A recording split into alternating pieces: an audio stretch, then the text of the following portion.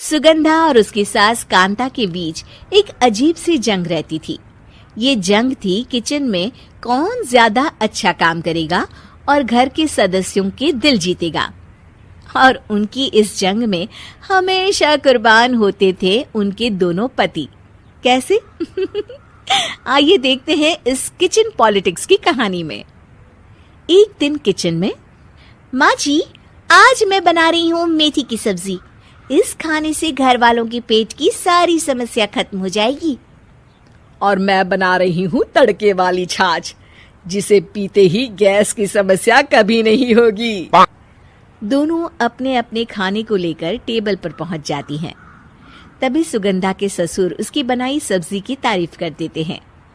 अरे वाह, मेथी की सब्जी भी बनी है, बड़ी ही स्वादिष्ट है। वाह बहू वाह। अरे बहू, लेकिन इसमें इतनी सारी मेथी बर्बाद करने की क्या जरूरत थी? देखिए माँ जी, ये तो वो मेथी है जो आप रात में भिगोकर सुबह उसका पानी पीती हैं, और जो मेथी फेंक देती हैं उसी से मैंने ये सब्जी बनाई है। अरे वाह बहू, तुमने तो बड़ा ही समझदारी का काम किया। बस अब क्या था, कांता जी का तो मानो ये सुनकर खून ही सूख गया। वो फैसला कर लेती है कि किसी भी तरह वो अपने खाने की तारीफ लेकर ही रहेगी और सुगंधा को किचन में उसकी कमियां गिनाएगी। कांता फ्रिज खोलकर देख रही होती है और फिर सुगंधा से कहती है, अरे बहू, ये क्या, पूरा फ्रिज गंदा पड़ा है। तभी वहाँ सुगंधा का पति आ जाता है। वो सुगंधा को डांट कर कहता है, सुगंधा, तुम्हें कितनी बार कह रखा है कि वायरस फैल रहा है, साफ सफाई का पूरा ख्याल रखना है, लेकिन तुम किचन में इतनी गंदगी रखोगी तो कैसे चलेगा। सुगंधा सास की तरफ देखती है जहाँ वो मुस्कुरा रही होती है। सुगंधा समझ जाती है कि सास ने उससे बदला लेने के लिए ये सब किया है। दोनों रात के खाने की तैयारी में लग जाती हैं। दोनों ना एक दूसरे की तरफ देखती हैं और ना ही एक दूसरे से बातें करती हैं। रात को खाने की टेबल पर एक एक कर दोनों कई तरह के अलग अलग व्यंजन टेबल पर लगा देती हैं और अपने अपने पति के पास जाकर खड़ी हो जाती हैं।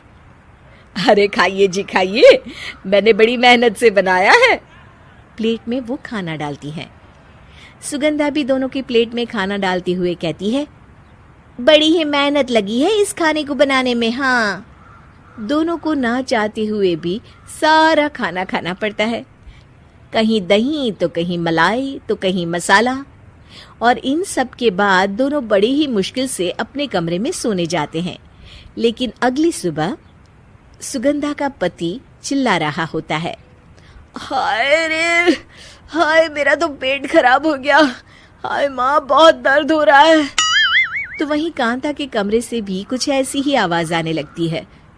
हे भगवान, इस सास बहू की लड़ाई हमारी जान लेकर रहेगी। जाओ कोई डॉक्टर को बुला कर लाओ। डॉक्टर आते हैं। दोनों को देखकर कांता और सुगंधा से कहते हैं, देखिए, आप दोनों इन्हें खाने में हल्का ही दीजिएगा। हो सके तो रात का खाना जल्दी खाया करे और वॉक किया करे। इतना कहकर डॉक्टर वहां से चले जाते हैं। जिसके बाद एक बार फिर से दोनों बहुएं किचन में जाती हैं और खाना बनाने में लग जाती हैं। रात में खाने के टेबल पर दोनों एक बार फिर से खाना लगाने लगती है। पापा जी, मैंने ये पतली मूंग की दाल की खिचड़ी के साथ ये पापड़ और पुदीने की चटनी भी बनाई है। अरे बहू, अभी अभी बेचारे पेट की बीमारी से गुजरे हैं, इतना भारी खाना तो डॉक्टर ने भी मना किया है ना। देखिए, मैंने आप दोनों के लिए सूप बनाया है। और दोनों उन लोगों की प्लेट में खाना डालने लगती हैं। तभी दोनों एक साथ बोल पड़ते हैं, बस करो, हमें माफ करो, हमें नहीं खाना इस घर में ना खिचड़ी और ना ही सूप। हम इंसान हैं, एक वक्त में एक ही खाना खा सकते हैं।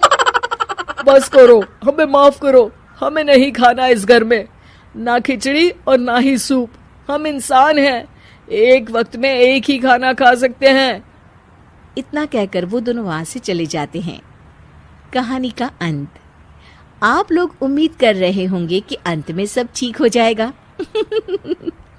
नहीं जनाब, अगर सास बहू के बीच सब ठीक हो जाए तो आप ये सीरीज देखे ही क्यों? तो मजा लीजिए इस चैनल में सास बहू से जुड़ी कहानियों का, क्योंकि ये ऐसा रिश्ता है जिसकी मिठास उसकी खटास में हमेशा ज्यादा ही रहती है।